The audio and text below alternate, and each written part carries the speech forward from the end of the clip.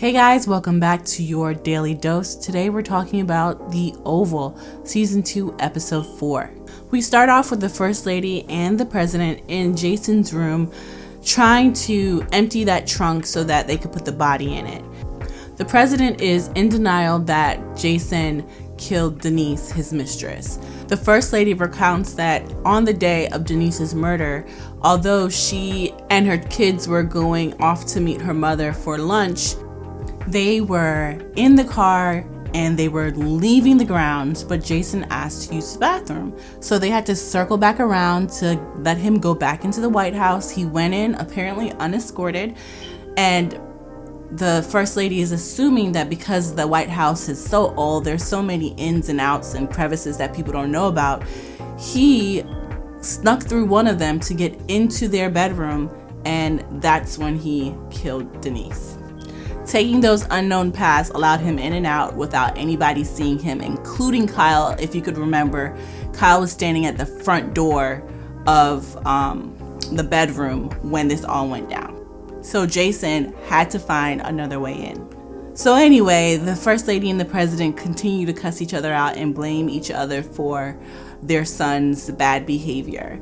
From there, we move on to the cabin where there's Max, Denise, and Lily, and Bobby. So they're catching Max up on everything that happened after his accident, and that they're trying to convince him to help them build a case against the president.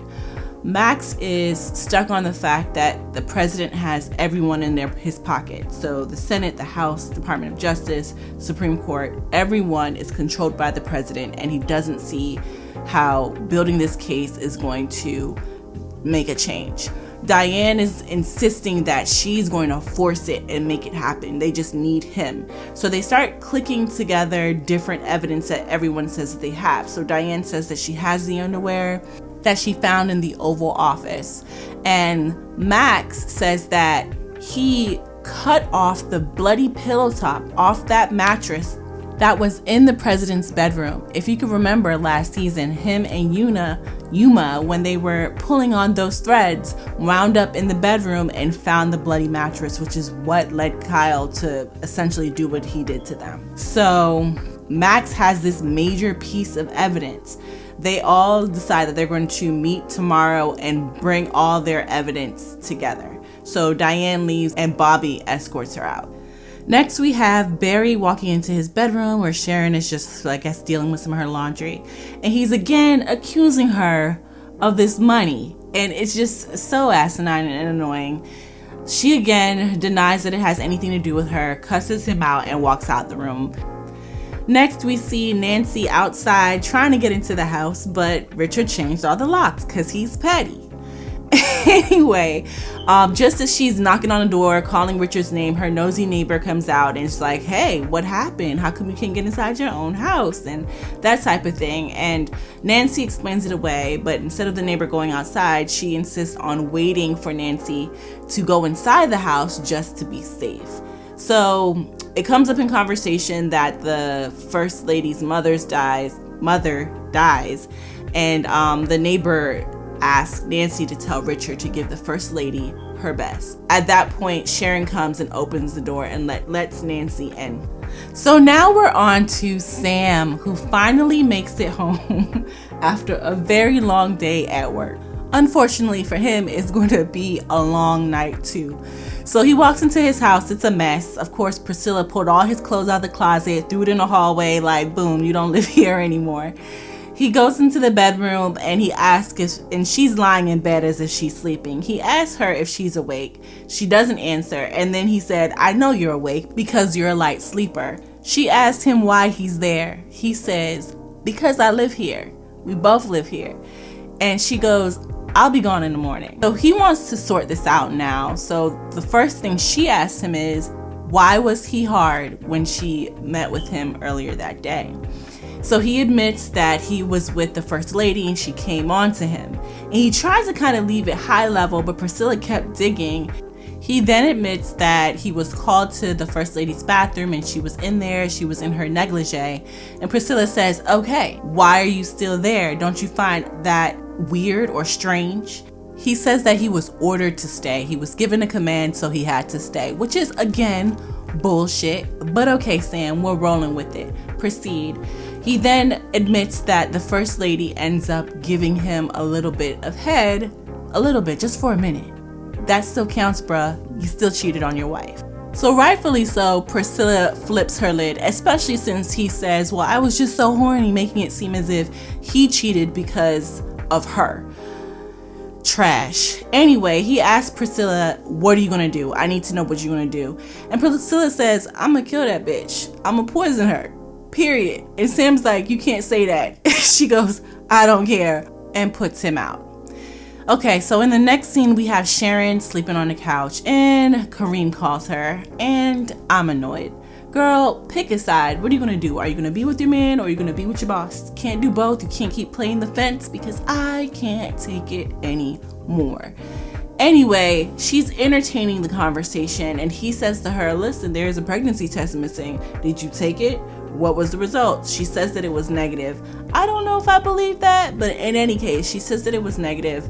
And he goes, well, I'm glad, because I wouldn't want you to bring a baby into this situation. Then Barry comes downstairs and apologizes, but the apology didn't even really seem sincere. It just felt to me like he was trying to get some. Sharon probably felt the same way because she told him to buzz off. So now we're back at the cabin, and Max and Bobby are talking.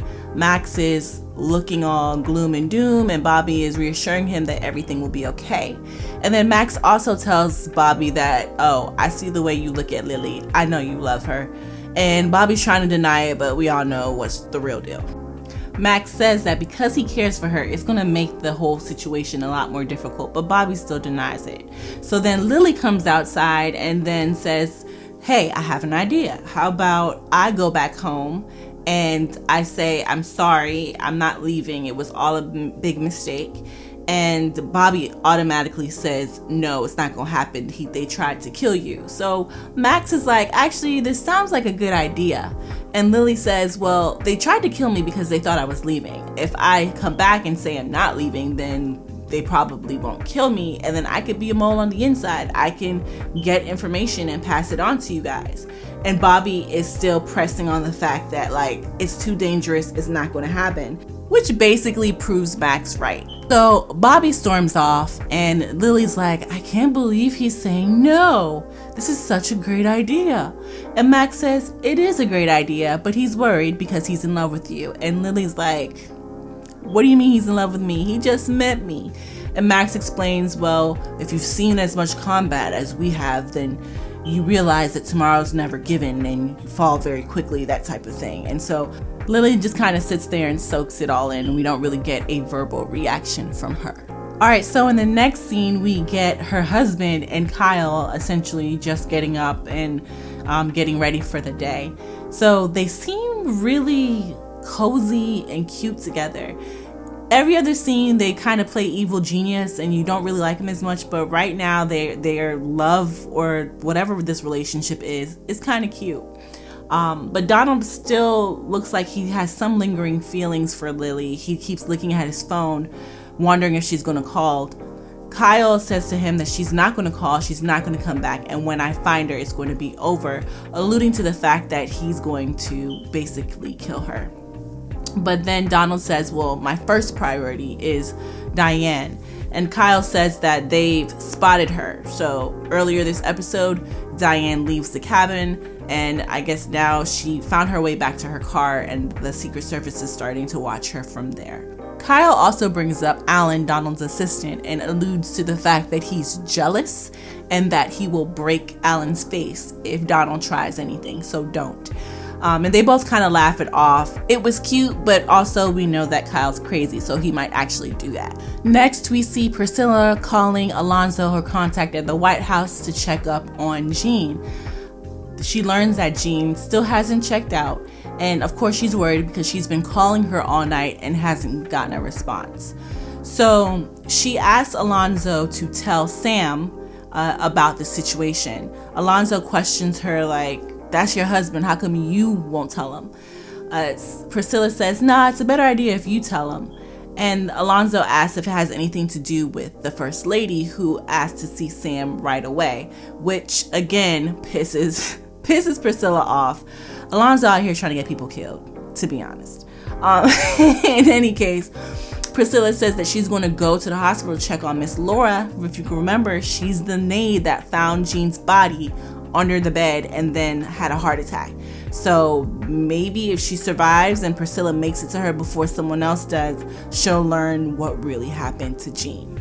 Next, we're back at the cabin and Lily goes to talk to Bobby about going back home. Bobby says he doesn't want her to do it, but realizes that it's one of the only options they have to move this case forward. So Lily promises to be careful and also says that it's really all about the image. As long as she's there and contrite and can be seen and can, basically show that Donald has a happy, healthy home, they can't do anything to her.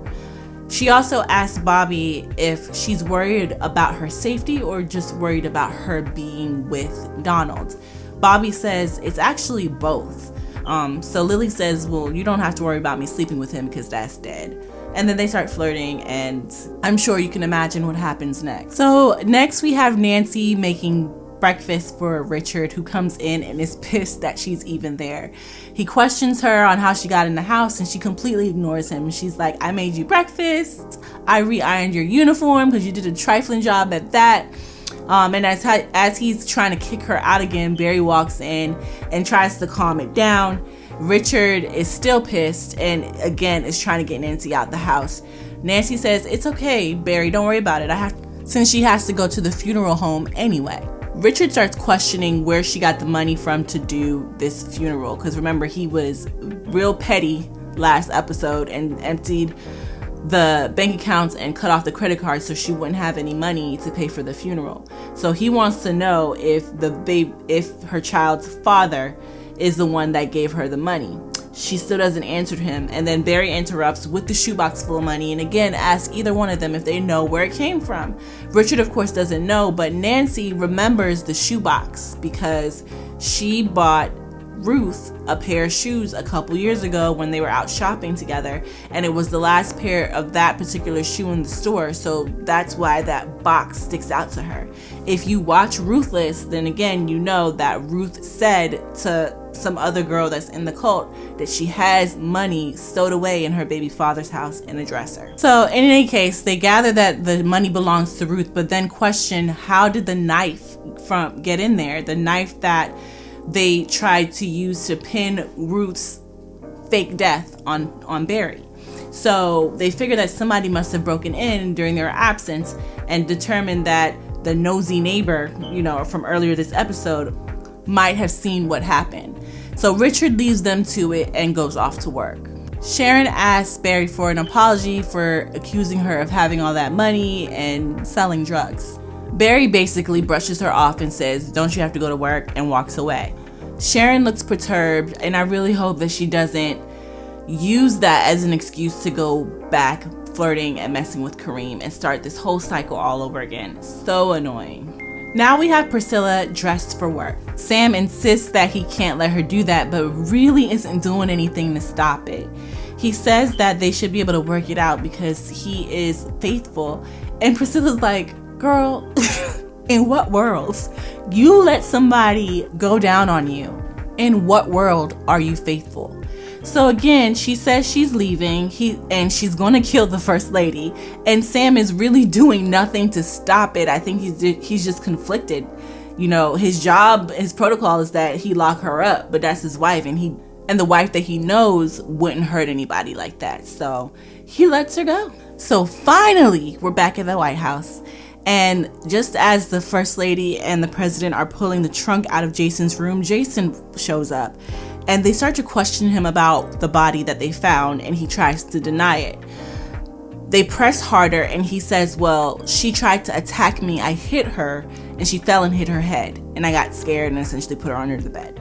They don't buy it. Victoria actually asks him about the bruises around Jean's neck that indicate that she was actually strangled. From there, they start to question him about Denise, the president's mistress, and that murder. They want to know why the sword from their bedroom was found in his room. He is stumbling around and is trying to figure out a lie, and Victoria starts yelling at him, and I guess he got a little air in his chest and told her not to do that. So then she yells at him some more and basically yokes him up and slaps him. He snaps and tries to choke his own mother. So when his father gets his mother out of his grasp, she asks him, was I going to be your third victim? And he says, fourth. And their eyes open like, yo, we have a monster on our hands. So that's all I have for The Oval Season 2, Episode 4. Guys, drop down into the comment section and let me know what you think of this episode and what you think they're going to do with Jason. Until next time, don't forget to like this video and subscribe to my channel. Peace.